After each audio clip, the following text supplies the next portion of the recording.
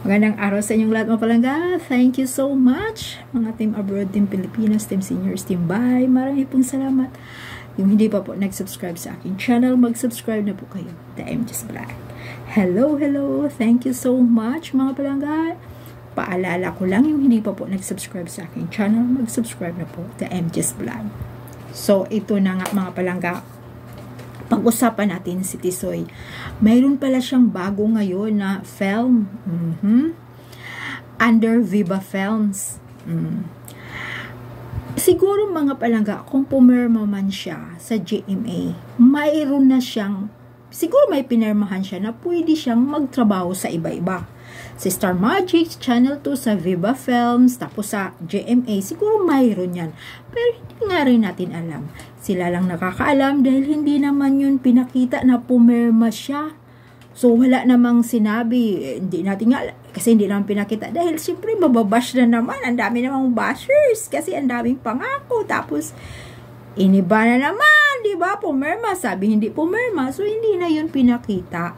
Diba?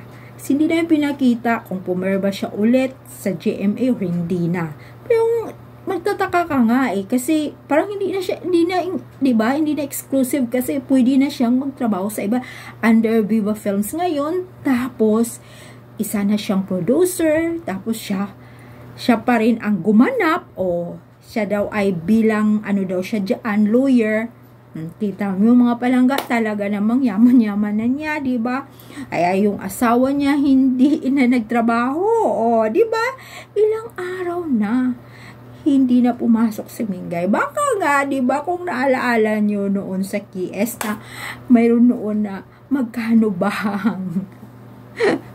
yung ano, kung hindi na daw magtrabaho si Mingay, di ba? Kung magkano ang bayad yung mag-stay na lang siya, di ba? Sa house at mag-asikaso, di ba? Mayroon yung pasingit noon pero matutupad yun dahil alam nyo, inunti-unti nga lang yung mga fans. Hinayang din sila sa mga fans kasi nandito pa rin tayo. Tapos yung kay Mingay, hindi natin alam dahil tahimik na rin yung sa side ng mga sarsuelistas, yung mga kalukuhan nila.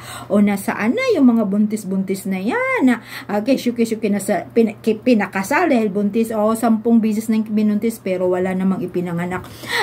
Tsaka puro lang yung kalukuhan. Wala talagang naniniwala doon. Lalo na mga Aldab Nation. At ewan ko kung pinatol-patulan pa rin nila kasi ang mga Aldab Nation hindi na talaga pumapatro sa mga kalukuhan nila kung ano pa ang mga pinapalabas. Di ba mga palangga? So hindi natin alam at hindi ko rin nababasa na mayroon na namang pinupost, no? Yung mga kalukuhan nila na nahimik. Tingnan nyo. Baka kasi every year yaan ay nagbabakasyon yung mag-anak. Hindi natin alam kung nandoon din sa ibang bansa.